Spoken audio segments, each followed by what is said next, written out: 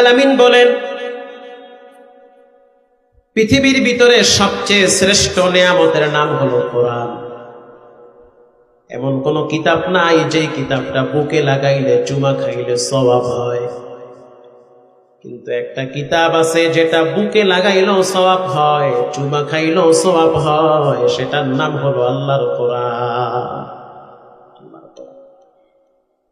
বিখ্যাত এক বুজুর্গ নাম হলো বিশর হাফি। কিতাবের পৃষ্ঠায় পৃষ্ঠায় বিশর হাফির নাম। প্রাথমিক যুগে মদ পান কইরা মাতাল হয়ে পইরা থাকতো। রাস্তা দিয়ে যাওয়ার সময় দেখতেছে কাগজের টুকরা নিচে পড়ে আছে। কাগজের টুকরাটা